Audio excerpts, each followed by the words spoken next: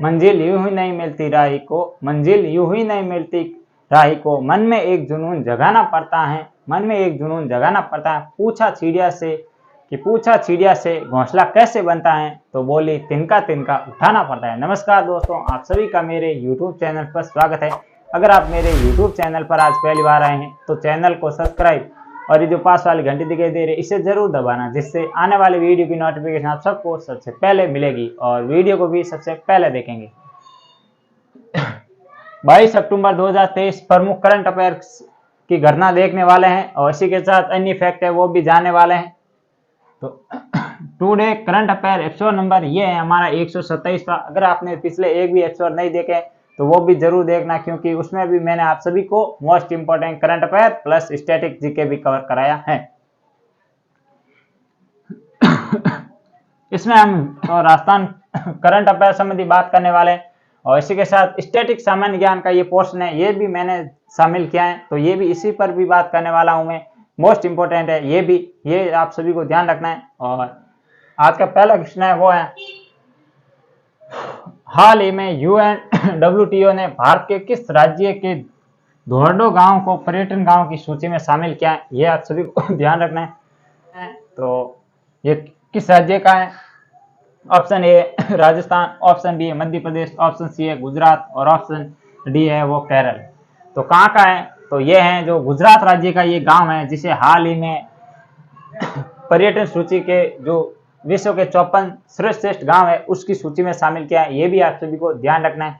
तो इसके बारे में हम जानेंगे डिटेल से जानकारी। इससे पहले हम जान लेते हैं थोड़ी सी UNWTO के बारे में। तो UNWTO के बारे में जाते हैं। UNWTO इसकी फुल फॉर्म क्या होती है? UN का हो गया यूनाइटेड नेशन, ध्यान रखना, और यूनाइटेड नेशन लिखने की जरूरत नहीं है। WTO का होगा क्या? विश्व पर्यटन ऑर्गेनाइजेशन, विश्व पर्यटन संगठन। अगर इंग्लिश में बोले तो वर्ल्ड टूरिज्म ऑर्गेनाइजेशन, ये इसकी फुल फॉर्म आती है। ये भी आप सभी को ध्यान रखना है। और इसका जो मुख्यालय कहाँ पर है UNWTO का, तो जो हेडक्वार्टर है वो कहाँ पर है? ये है मैड्रिड के अंदर, मैड्रिड। और मैड्रिड कहाँ पर है? ये है स्पेन के अंदर। ये भी आप सभी को ध्यान रखना है। मैड्रिड कहाँ पर है? स्पेन के अंदर। ये यहाँ पर इसका मुख्यालय है, ये भी आप सभी को ध्यान रखना है। और इसके अलावा विश्व पर्यटन दिवस कब मनाया जाता है, यहाँ पर लिख देता हूँ। विश्व पर्यटन दिवस कब मनाया जाता है? पर्यटन दिवस तो ये मनाया जाता है प्रति वर्ष 27 सितंबर को विश्व पर्यटन दिवस मनाया जाता है। ये भी आप सभी को ध्यान रखना है। और इसका जो मुख्यालय है ये तो आपको ध्यान रखना ही है। इसकी स्थापना कब हुई थी, भारत इसमें कब शामिल हुआ, ये भी हम देखने वाले हैं। तो इसकी स्थापना हुई थी 1946 के अंदर। आप सभी को याद आ रहा होगा, लगभग 47 में भारत आजाद हुआ। इससे एक साल पहले याद रख लें। आप ट्रिक के साथ ऐसे याद रख सकते हैं कि 47 में भारत आजाद है, इससे एक साल पहले मतलब पर्यटन हमारे देश को देखने के लिए आए। तो आप कैसे याद रखेंगे कि पर्यटन हमारे देश को देखने आए? तो इस वजह से आपको 1946 याद रख लें। 47 तो वैसे याद रखना है। तो स्थापना 1946 के अंदर इसकी स्थापना हुई थी, ये भी आप सभी को याद रखना है। और भारत इसमें कब शामिल हुआ था? मोस्ट इंपोर्टेंट होने वाला है, भारत इसमें शामिल कब हुआ था।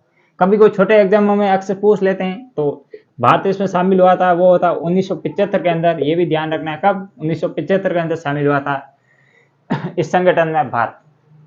और अब हम थोड़ी सी रिपोर्ट पर बात कर लेते हैं। रिपोर्ट में क्या कहा है वो भी हम देख लेंगे। तो रिपोर्ट में कितने गांव शामिल किए गए हैं, कुल गांवों की संख्या कितनी है? तो इसमें 54 गांवों को शामिल किया गया है। और इन 54 गांव में भारत का एकमात्र गांव है जिसका नाम है धोरडो गांव, जो कि गुजरात राज्य में स्थित है। इसका स्थान आया, ये भी आप सभी को ध्यान रखना है। और ये गुजरात में कहां पर है? तो ये है गुजरात में जो कच्छ का रण है ना, कच्छ के रण में स्थित है, या कच्छ का रण जो जिला है वहां पर स्थित है। कौन सा गांव? धोरडो गांव। ये भी आप सभी को ध्यान रखना है। और इसके अलावा ये यहाँ इसी गांव को क्यों शामिल किया गया पर्यटन की सूची में, तो इसका कारण भी मैं बता देता हूं कि क्यों शामिल किया गया है। क्यों? तो इसका जो उत्तर होगा वो होगा 100 दिन यहाँ पर होता है रण महोत्सव। 100 दिनों का रण महोत्सव होता है। 100 दिनों का रण महोत्सव। रण महोत्सव होता है या महोत्सव या उत्सव, ये भी आप सभी को ध्यान रखना है। इस कारण यहाँ पर पर्यटन देखने के लिए अधिक संख्या में आते हैं और ये बहुत ही पारंपरिक और सांस्कृतिक तरीकों से ये रण महोत्सव आयोजित किए जाते हैं। इस कारण मतलब ये गांव फेमस है और इसी फेमस के कारण ये गांव इस सूची में शामिल हुआ है। ये भी आप सभी को ध्यान रखना है। अब हम थोड़े से और जानेंगे विश्व विरासत के बारे में कि भारत के अब तक कितने विश्व विरासत स्थल है जो कि इस सूची में शामिल कर लिए गए, हाल ही में कौन से किए गए और कुल कितने। तो ये मैंने आपको बता दिया। अब यहां से ये ड्रॉप करके यहां पर लिखते हैं वापस। तो विश्व यहां पर लिखेंगे विश्व विरासत स्थल सूची। ये सूची किसके द्वारा तैयार की जाती है या इस सूची में जो स्थान आता है उसका फिर मेंटेनेंस कौन करता है या रखरखाव कौन करता है। तो ये सूची होती है यूनेस्को। तो अगर आपको यूनेस्को की मतलब यूनेस्को कहाँ पर स्थित है, इसका हेडक्वार्टर पेरिस के अंदर है, ये भी ध्यान रखना है, पेरिस के अंदर। और इसके अलावा यूनेस्को की अगर आपको फुल फॉर्म में तो United Nation education scientific culture and organisation, ये इसकी होती है यूनेस्को की फुल फॉर्म। ये भी आप सभी को ध्यान रखना है। हाल ही में शामिल किए गए कौन से स्थल, तो नंबर 1 पर है 42वां, फिर हम ज्ञात करेंगे 41वां, फिर हम ज्ञात करेंगे 40वां, फिर हम ज्ञात करने वाले हैं 39वां। ये 4 स्थल हैं जो ये शामिल हुए हैं। 2 हाल ही में हुए, 2 पहले के। इसको हम करंट को स्टैटिक के साथ जोड़कर हम देखने वाले हैं। तो 42वां कौन सा है, होयसल मंदिर। और ये होयसल मंदिर कहाँ पर है, ये मंदिर है आपका कर्नाटक में और इस मंदिर को शामिल किया गया है और ये भारत का 42वां, ये आप सभी को ध्यान रखना है। और इसके अलावा धरोहर शामिल किया गया है, मतलब एक है विश्व शांति या शांति निकेतन। तो शांति निकेतन को शामिल किया गया है। ये कहाँ का है, तो ये है वेस्ट बंगाल का। ये भी ध्यान रखना। स्थापना किसके द्वारा की गई, तो गुरु रविंद्रनाथ टैगोर के द्वारा की गई। और यहीं पर कौन सा विश्वविद्यालय स्थित है, तो विश्व भारती विश्वविद्यालय यहाँ पर स्थित है। विश्वविद्यालय यहीं पर स्थित है, ये भी ध्यान रखना है। इसी के अंदर ये शांति निकेतन है। इसको 41वां और 42वां होयसल मंदिर कर्नाटक में है। ये 40वां कौन सा है और 39वां कौन सा है, तो 40वां है वो है, आपको याद रखना है कौन सा, धोलावीरा। और धोलावीरा कहाँ पर है, गुजरात के अंदर है। और ये हड़प्पा कालीन एक कह सकते हैं स्थल है, हड़प्पा कालीन स्थल है, हड़प्पा कालीन स्थल। और 39वां कौन है, रमप्पा मंदिर। और रमप्पा मंदिर कहाँ पर स्थित है, और ये है तेलंगाना के अंदर। और इसके अलावा रमप्पा मंदिर का अन्य नाम और क्या है, तो इसे दूसरा नाम है वो है काकलेश्वर मंदिर। ये भी ध्यान रखना, दूसरा नाम। तो दूसरा नाम इसका क्या है, काकलेश्वर मंदिर। ये भी ध्यान रखना इसका मंदिर है। क्या पता ये पूछ ले कि हाल ही में विश्व विरासत की सूची में शामिल किया गया भारत का 39वां स्थल जिसका नाम है, या 39वां स्थल कौन सा है जिसका दूसरा नाम काकलेश्वर है, तो ये भी ध्यान रखना है आपको। तो ऐसा और गुजरात आया है, तो गुजरात के बारे में और जान लेते हैं थोड़ी सी जानकारी। तो यहाँ पर लिख देता हूँ मैं अन्य और जानकारी है। एक आपने सुना होगा नरेंद्र मोदी स्टेडियम, जिसे पहले मोटेरा स्टेडियम के नाम से भी जाना जाता था। कौन सा, नरेंद्र मोदी स्टेडियम है, जो कि किस खेल से संबंधित है, ये तो आपको बताने की जरूरत नहीं है क्योंकि आप सभी भली भांति जानते होंगे। ये है किससे संबंधित, क्रिकेट से संबंधित है। हाल ही में मैं एक एसएससी का एग्जाम देख रहा है, उसमें पूछा था ओरल स्टेडियम कहाँ पर है, किस खेल से संबंधित, ये आया ओरल स्टेडियम में, ये किस खेल से संबंधित है। तो ये भी ध्यान रखना, आप स्टेडियम का नाम याद करते हैं तो उसके साथ आप ये भी ध्यान रखना कि वो किस खेल से संबंधित है, क्योंकि ये आजकल एसएससी का ट्रेंड चल रहा है कि ऐसे क्वेश्चन एसएससी ज्यादा एग्जाम में डालती है।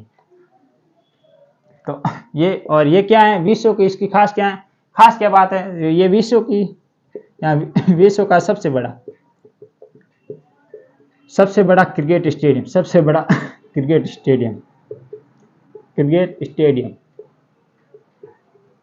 ये भी आप सभी को ध्यान रखना है। और इसके साथ और क्या है इसमें, यहाँ पर एक मोडेरा गांव है, आपको ध्यान रखना है। मोडेरा गांव, ये मोडेरा गांव क्यों प्रसिद्ध है? तो मोडेरा गांव यहाँ प्रसिद्ध है क्योंकि यहाँ पर चॉइस मल्टीप्लाई 7 मतलब यहाँ पर सौर ऊर्जा से संचालित गांव।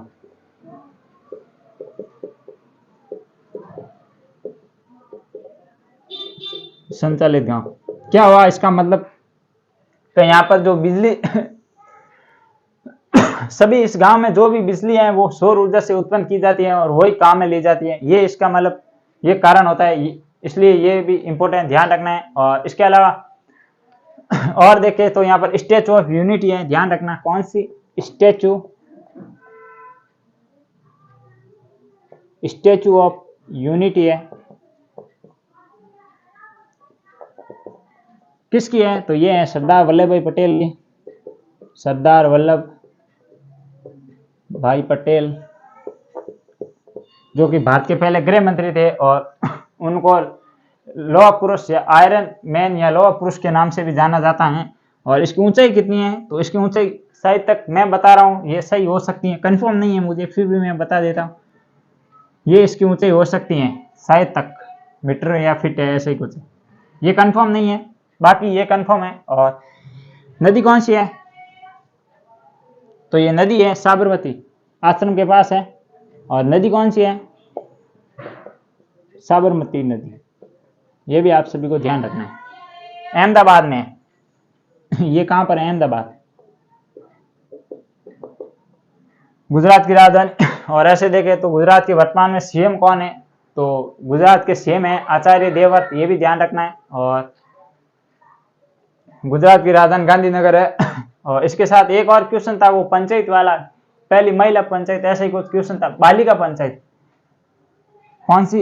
ये भी एक गुजरात से करंट का क्वेश्चन था, लगभग 4-5 महीने हो गए, पहली का था, मतलब जो पूर्णतः बालिकाओं द्वारा संचालित पहली वो पंचायत कौन सी थी, ऐसा कुछ क्वेश्चन था, वो भी ध्यान रखें। तो ये था एक क्वेश्चन और इसके बारे में फुल डिटेल से जानकारी। और इसके साथ आइए आगे बढ़ते हैं और देखते हैं आज का दूसरा क्वेश्चन।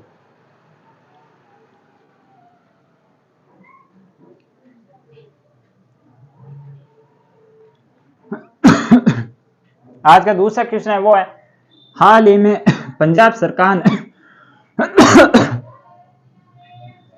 हाल ही में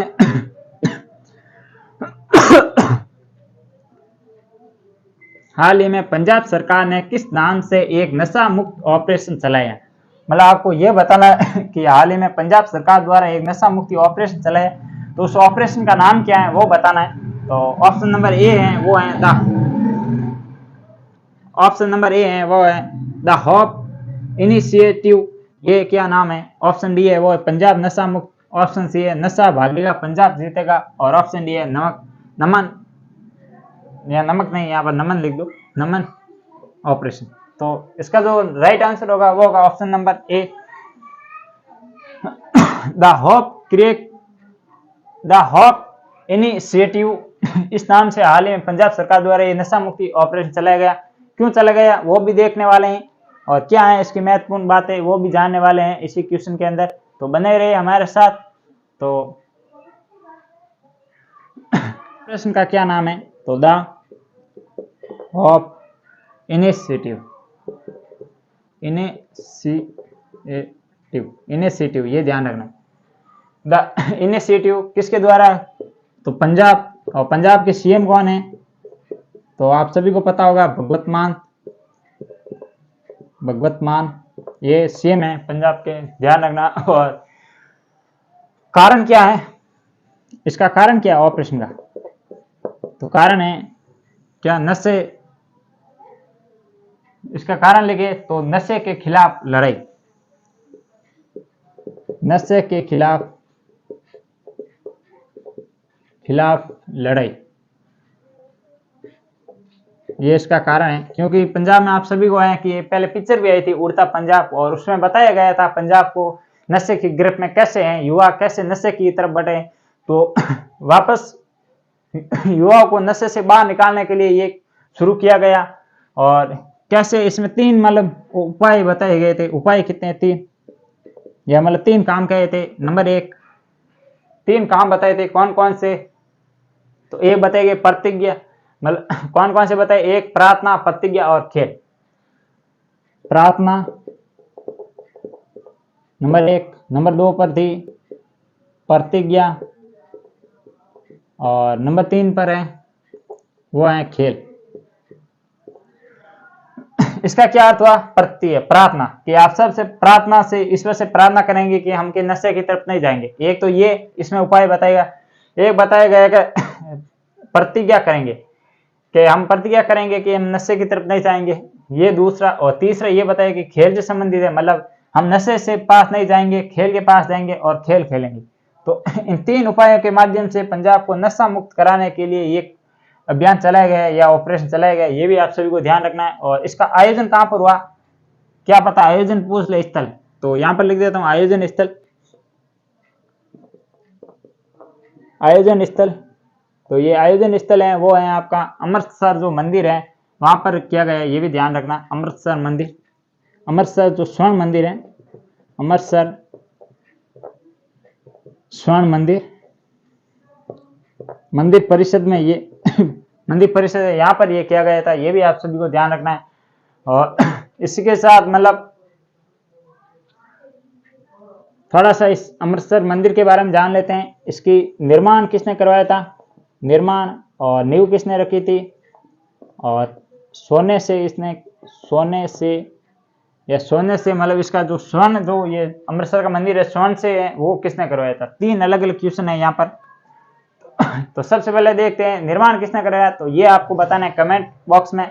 और नींव किसने रखी? तो नींव रखी थी इसने, किसने रखी? तो मियां मीर ने इसकी नींव रखी थी, मियां मीर ने इसकी नींव रखी थी मंदिर की, ये भी आप सभी को ध्यान रखें। और सोने का काम किसने करवाया था? तो राजा रणजीत सिंह द्वारा ये सोने का काम करवाया गया था।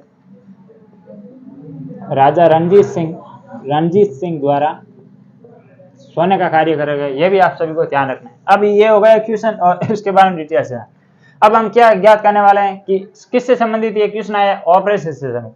तो हम जितने भी प्रमुख ऑपरेशन है वो हम इसी क्वेश्चन के अंदर देखने वाले हैं। तो आप सभी को जितने भी याद है वो भी आप साथ साथ में लिखते रहिए, और जो याद नहीं है वो मैं बता दूंगा, आप टेंशन मत लो। तो प्रमुख ऑपरेशन है, क्योंकि हाल ही में जो युद्ध चल रहा है इजराइल और फिलीपींस के बीच, इसमें भी ऑपरेशन चला है। कौन सा ऑपरेशन चला है इसमें, वो भी हम बात करने वाले हैं, और ये कौन कौन से ऑपरेशन है वो भी देखने वाले हैं। तो सबसे पहले देखेंगे ऑपरेशन करुणा। मैं पहले यहाँ पर नाम लिख देता हूँ ऑपरेशन, ओ का मतलब लिखूंगा, आप समझ लेना इसका अर्थ होगा ऑपरेशन करुणा। ऑपरेशन दोस्त, ऑपरेशन देवी शक्ति,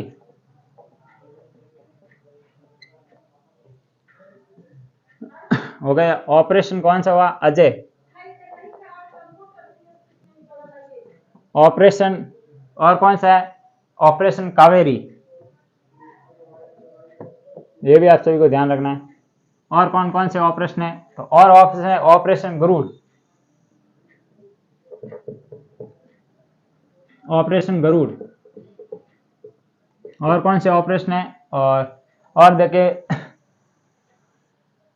ऑपरेशन कावेरी लिखा दिया नहीं, हाँ कावेरी हो गया, ऑपरेशन कावेरी हो गया। अब है ऑपरेशन गंगा,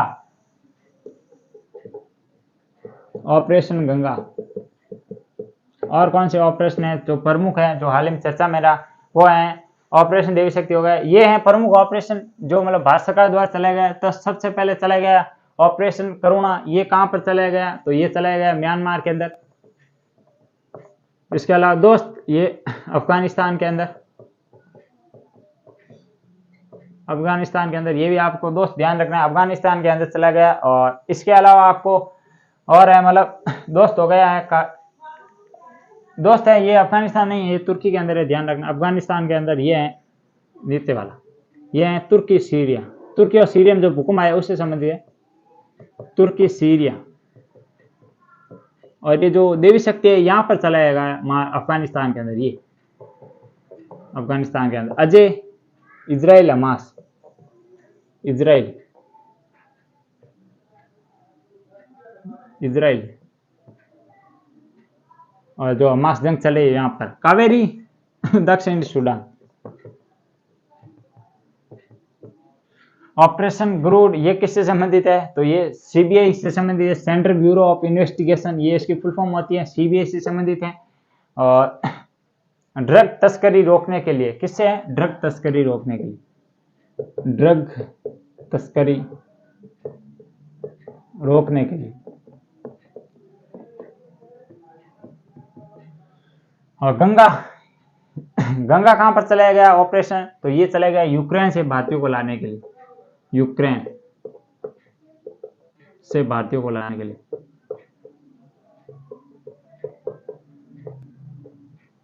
ये भी आप सभी को ध्यान रखना। और इसके अलावा हाल ही में ऑपरेशन चला का कौन सा? Operation iron stock. कौन सा ऑपरेशन? ऑपरेशन का नाम क्या है? ऑपरेशन का नाम है आयरन, ऑपरेशन का नाम है आयरन स्वाट्स, ऑपरेशन स्वाट्स। ये संबंधित है ये किससे संबंधित है? इजराइल से हमास की तरफ चलाएगा। इजराइल ने हमास के खिलाफ चलाया था। किसके खिलाफ? हमास। और हमास ने इजराइल के खिलाफ कौन सा चलाया था? तो ऑपरेशन अल अक्सा। ऑपरेशन अल अक्सा किसने चलाया था? हमास ने चलाया था इजराइल के खिलाफ। हमास ने इजराइल के खिलाफ। ये भी आप सभी को ध्यान रखना है। तो ये मैंने आपको इस क्वेश्चन के अंदर प्रमुख मतलब क्या बताया है, प्रमुख ऑपरेशन बता दिया। एक बार वापस बता देता हूँ। ऑपरेशन करुणा म्यांमार में, ऑपरेशन दो तुर्की और सीरिया में चलाया गया भारत सरकार द्वारा, ऑपरेशन देवी शक्ति अफगानिस्तान में चलाया गया भारत सरकार द्वारा, ऑपरेशन हाल ही में इजराइल में फंसे भारतीयों को निकालने के लिए ऑपरेशन अजय चलाया गया, ऑपरेशन कावेरी दक्षिण सूडान में फंसे भारतीयों को निकालने के लिए ऑपरेशन कावेरी चला गया। और इसी के साथ ऑपरेशन गरुड़ ये सीबीआई द्वारा चला, CBI central bureau of investigation द्वारा ड्रग तस्करी को रोकने के लिए चलाया गया। और इसके अलावा ऑपरेशन गंगा ये यूक्रेन से भारतीयों को निकालने के लिए चलाया गया। और इसके अलावा ऑपरेशन आयरन स्क्वाड्स ये किससे संबंधित है? ये इजराइल ने हमास के खिलाफ चलाया है, जबकि ऑपरेशन अल अक्सा ये हमास ने इजराइल के खिलाफ चलाया था। तो ये थे करंट के साथ ही इसी ऑपरेशन के साथ या इसी नशा मुक्ति ऑपरेशन के साथ ये प्रमुख ऑपरेशन भी मैंने करा दिए हैं। और ये थे 2 क्वेश्चन। आइए आगे बढ़ते हैं और देखेंगे फिर अगला क्वेश्चन। अगर वीडियो अच्छा लग रहा है तो वीडियो को लाइक जरूर करें, अपने दोस्तों को शेयर भी जरूर करें। और देखते हैं मतलब आज का जो तीसरा क्वेश्चन, विश्व सांख्यिकी दिवस 2023 कब मनाया गया? आपको ये बताना है कि वर्ल्ड स्टैटिस्टिक्स जो डे है मतलब सांख्यिकी ये 2023 कब मनाया गया। ऑप्शन ए है 18 अक्टूबर को, ऑप्शन बी है 20 अक्टूबर को, ऑप्शन सी है 5 जून को और ऑप्शन डी है 5 अक्टूबर को। ऑप्शन डी के बहुत तकड़े बनाए हैं मैंने बनाए। अगर आपको ये और इसमें आप कंफ्यूज हो सकते हैं क्योंकि ये आपको पता है दिवस कौन सा है और ये पता है आपको कौन सा दिवस। अब यहाँ पर ये 2 डेट दिए ना मैंने, तो एक 18 अक्टूबर और एक 20 अक्टूबर। इन दोनों में आप कंफ्यूजन हो सकते हो क्योंकि ये 2 एंड सटीक डे के आसपास हैं। तो इसका जो राइट आंसर होगा वो तो होगा ऑप्शन नंबर बी। 20 अक्टूबर को प्रतिवर्ष विश्व सांख्यिकी दिवस मनाया जाता है, जबकि 18 अक्टूबर को नहीं मनाया जाता है। ये भी आप सभी को ध्यान रखना है। तो विश्व सांख्यिकी दिवस 2023 कब मनाया गया था? तो 20 अक्टूबर को।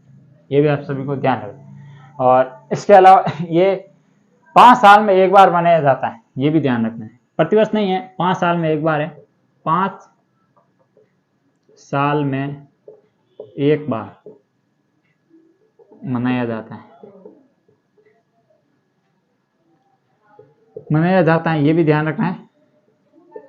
और इसके अलावा और क्या है? तो इसकी शुरुआत कब हुई थी वो भी देख लेते हैं। तो इसकी शुरुआत हुई थी, क्योंकि ये भी इंपॉर्टेंट है। तो शुरुआत कब हुई थी? तो शुरुआत हुई थी 20 अक्टूबर को, 20 अक्टूबर 2023 इसकी शुरुआत। 2023 नहीं रहे, 2010 ये शुरुआत हुई थी। ये भी आप सभी को ध्यान रखना है। और इसके अलावा राष्ट्रीय सांख्यिकी दिवस कब मनाया जाता है? ये तो इतना ही क्वेश्चन था। राष्ट्रीय सांख्यिकी दिवस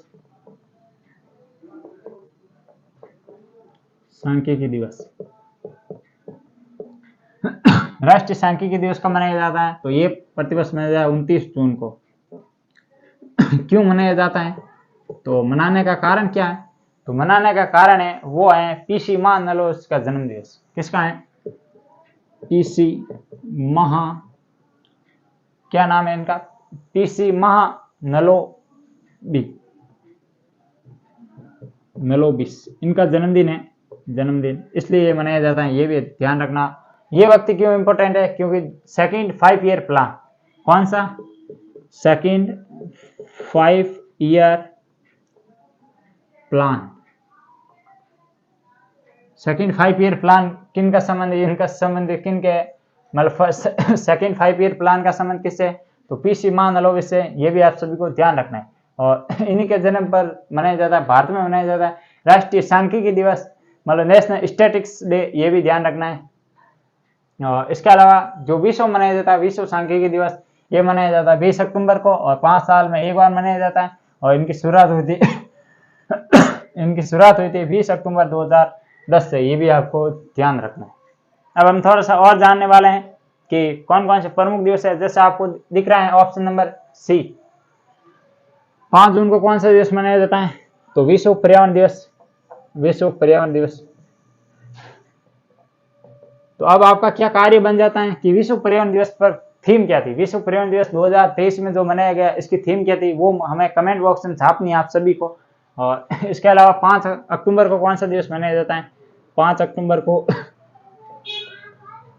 विश्व टीचर्स डे, विश्व अध्यापक दिवस मनाया जाता है। कब मनाया जाता है? 5 अक्टूबर को। ये भी आप सभी को ध्यान रखना है। और इसके अलावा ओल्डेस्ट पर्सन डे कब मनाया जाता है? अब है ना, हम लाइन से अक्टूबर माह के पूरे जो जितने भी दिवस हैं वो हम ज्ञात करने वाले हैं लाइन से। तो 1 अक्टूबर को कौन सा दिवस मनाया जाता है? तो 1 अक्टूबर को मनाया जाता है ओल्डर पर्सन डे, वृद्ध दिवस। कौन सा दिवस है? मतलब ओल्डर पर्सन डे, ये भी ध्यान रखना। ओल्डर पर्सन डे मनाया जाता है। फिर 5 अक्टूबर को कौन सा दिवस आता है? तो ये मैंने बताया था, वर्ल्ड टीचर डे। फिर आगे कौन सा दिवस आता है? वो आता है मतलब पोस्टल डे कब मनाया जाता है? विश्व पोस्टल डे या डाक दिवस। कब? 9 अक्टूबर को। 9 अक्टूबर को मनाया जाता है कौन सा दिवस? तो विश्व डाक दिवस, विश्व डाक दिवस, डाक दिवस मनाया जाता है। ये भी आप सभी को ध्यान रखें। विश्व डाक दिवस कब मनाया जाता है? 9 अक्टूबर को। और इसके अलावा और दिवस देखे तो वर्ल्ड स्टूडेंट्स डे कब मनाया जाता है? वर्ल्ड स्टूडेंट डे 15 अक्टूबर को। कौन सा दिवस मनाया जाता है? तो ये मनाया जाता है world student day, student day. ये भी आप सभी को ध्यान रखना है। और इसमें कौन सा इंपॉर्टेंट है? तो ये है मतलब अंतर्राष्ट्रीय बालिका दिवस कब मनाया जाता है? अंतर्राष्ट्रीय बालिका दिवस, अंतर्राष्ट्रीय बालिका दिवस, अंतर्राष्ट्रीय बालिका दिवस मनाया जाता है कब? 11 अक्टूबर को, 11 अक्टूबर को। ये भी आप सभी को ध्यान रखना है। और इसके अलावा वर्ल्ड फूड डे कब मनाया जाता है? विश्व खाद्य दिवस। ये तो आप सभी को पता होगा क्योंकि इसकी एक बात मैं बताने वाला हूं। तो विश्व खाद्य दिवस कब मनाया जाता है? तो ये मनाया जाता है 16 अक्टूबर को प्रतिवर्ष। और क्यों मनाया जाता है? तो 16 अक्टूबर, 16 अक्टूबर यहाँ पर सन है कितने हैं? 1900। ये बताओ 1900 कब है? जब किसकी? वर्ल्ड विश्व खाद्य संगठन है ना, वर्ल्ड फूड से, world food organisation world food organisation WFO की स्थापना हुई थी, जिसका मुख्यालय कहाँ पर है? रोम, इटली के अंदर है। ध्यान रखना ये भी आप सभी को। इसके अलावा नेशनल यूनिटी डे कब मनाया जाता है? नेशनल यूनिटी डे, तो नेशनल यूनिटी डे NUD लिख रहा हूं मैं, इतना शॉर्ट में ना लिख रहा क्योंकि इसकी जो फुल फॉर्म होगी वो होगी नेशनल यूनिटी डे। ये मनाया जाता है 31 अक्टूबर। अब 31 अक्टूबर आ गया तो एक बात और आ गई। 31 अक्टूबर 2019 को आप सभी को पता है जम्मू कश्मीर जो राज्य था उनको मतलब 2 अलग अलग यूटी के अंदर परिवर्तन किया गया। ये भी आप सभी को ध्यान रखना है क्योंकि वो भी सरदार वल्लभ भाई पटेल की यहाँ पर जयंती होती है इस दिन मतलब। तो ये राष्ट्रीय एकता दिवस है, नेशनल यूनिटी डे या राष्ट्रीय एकता दिवस। तो इसी दिन पर 2019 में वो मतलब जो अलग राज्य बनाया गया वो ये ध्यान रखना है, ये भी आपको। तो ये थे कुल 3 क्वेश्चन। आगे बढ़ते हैं और देखते हैं आज का चौथा क्वेश्चन। ये थोड़ा सा ध्यान रख लेना क्योंकि दिवस से संबंधित है, तो मैंने लगभग आपके सारे दिवस कवर करा दिए अक्टूबर माह के। जैसे 1 अक्टूबर को ओल्डर्स पर्सन डे मनाया जाता है, और 5 अक्टूबर को विश्व टीचर्स डे मनाया जाता है, 9 अक्टूबर को विश्व डाक दिवस मनाया जाता है, 15 अक्टूबर को वर्ल्ड स्टूडेंट डे मनाया जाता है, और इसके अलावा राष्ट्रीय बालिका दिवस 11 अक्टूबर को, 16 अक्टूबर को विश्व खाद्य दिवस मनाया जाता है। क्यों मनाया जाता है? क्योंकि FAO की स्थापना हुई थी, विश्व फूड एग्रीकल्चर ऑर्गेनाइजेशन की स्थापना हुई थी, जिसका मुख्यालय कहाँ पर है? रोम, इटली के अंदर है, ध्यान रखना। और इसके अलावा 31 अक्टूबर को कौन सा दिवस मनाया जाता है? तो ये मनाया जाता है राष्ट्रीय एकता दिवस। और 31 अक्टूबर 2019 को ही मतलब जो जम्मू कश्मीर था वो मतलब राज्य से उसका दर्जा हटाकर उसे 2 अलग अलग केंद्र शासित प्रदेश बनाया गया। एक को बनाया गया जम्मू और एक को बनाया गया लद्दाख। लद्दाख में 2 है, कौन कौन से? एक है लेह और एक है लद्दाख, ये भी ध्यान रखना है। और क्षेत्रफल के हिसाब से लद्दाख सबसे बड़ा है, जबकि जम्मू कश्मीर देखे तो लद्दाख से छोटा है। और इसके अलावा वर्तमान में भारत में कितने यूटी हैं? तो यूटी है 8 और स्टेट है 28।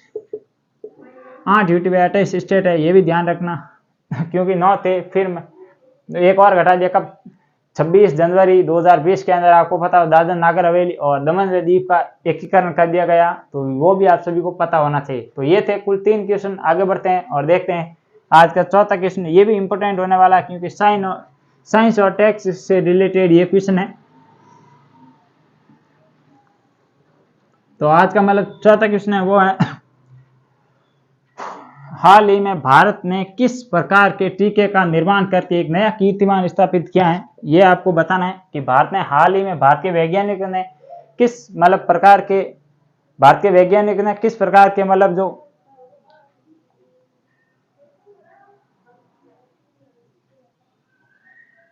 भारत के वैज्ञानिक ने किस प्रकार के टीके का आविष्कार करके एक नया कीर्तिमान स्थापित किया है। क्या वो टीका गर्भ निरोधक का टीका है? क्या वो किसी वायरस का टीका है? क्या कोई वो मनुष्य का कोई टीका है कि या किसी बीमारी का टीका है? क्या कोई वो पशु से रिलेटेड टीका है? तो वो किसका टीका है? तो वो है गर्भ निरोधक का टीका। ये भी मैं आपको बता दूं कि ये साइंस और टेक के स्थान से करंट का मोस्ट इंपोर्टेंट क्वेश्चन होने वाला है, क्योंकि इसमें इसका जो निर्माण किसके द्वारा गया है, टीके का निर्माण किसके द्वारा किया गया, तो मैं यहाँ पर लिखने वाला हूँ। ये सारे यहाँ पर ड्रॉ करके इंपॉर्टेंट क्वेश्चन होने वाला है, ये भी टीके से संबंधित है, तो ध्यान रखना। ये भी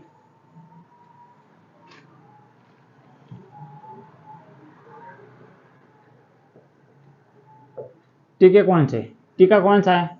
तो वो है पुरुष नसबंदी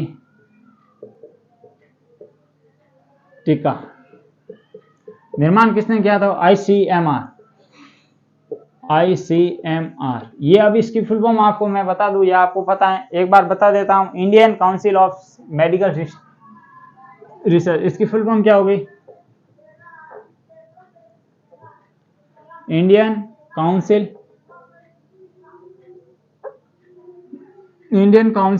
फॉर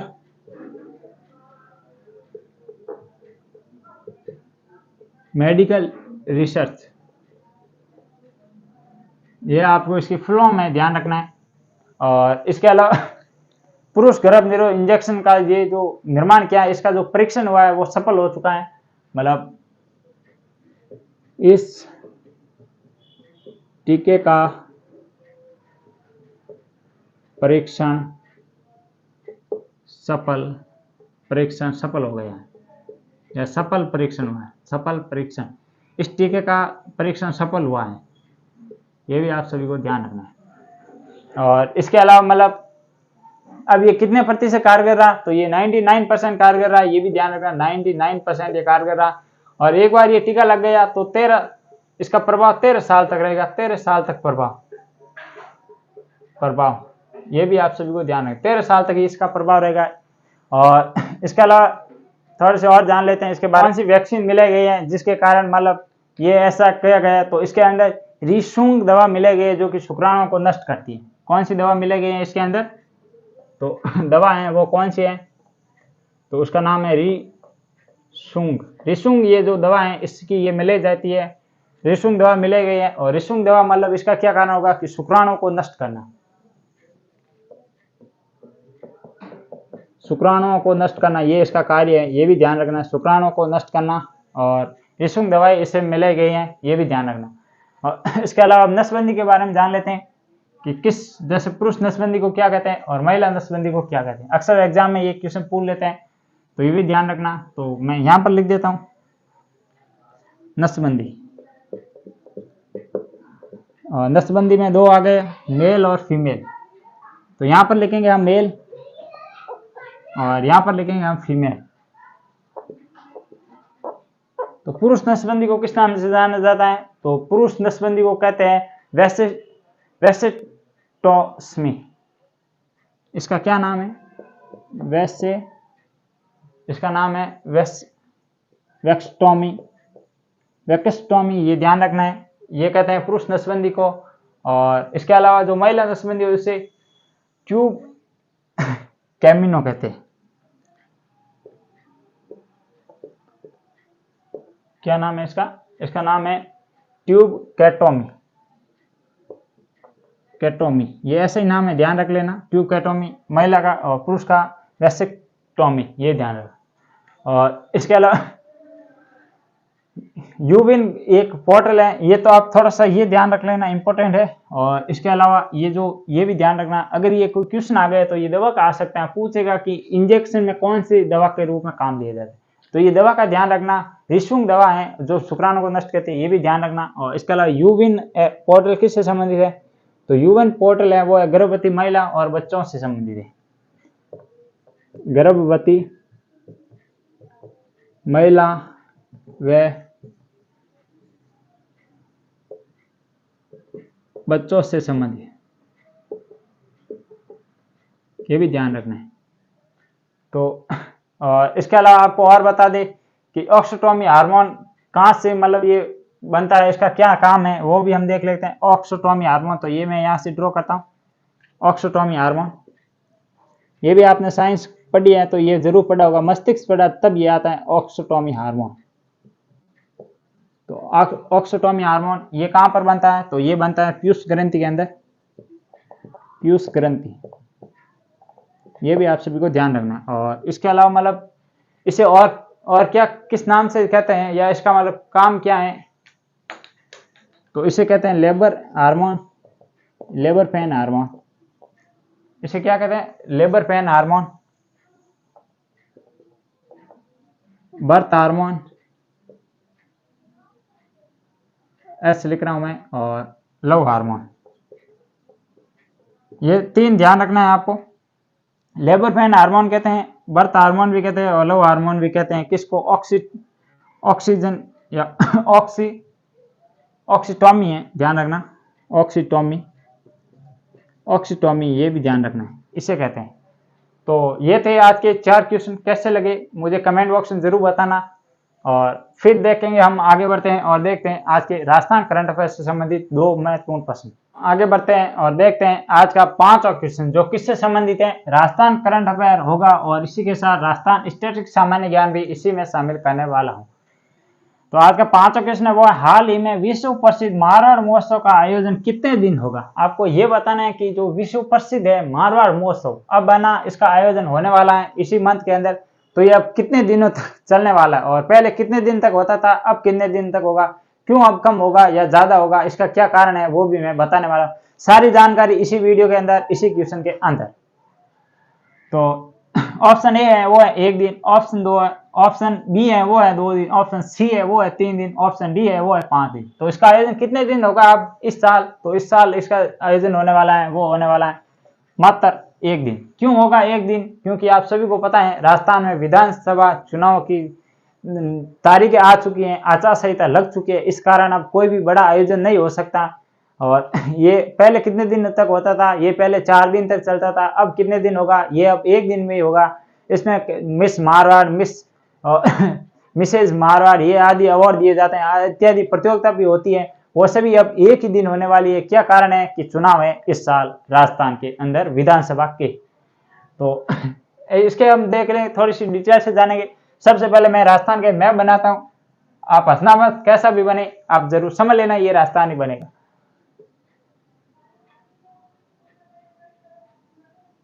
ये टुकड़े हो गए राजस्थान के, आपको सभी पता है, अलग अलग जिले हो गए। तो ये समझ लो राजस्थान है, लग तो नहीं रहा, फिर भी हम समझ लेंगे कि राजस्थान है।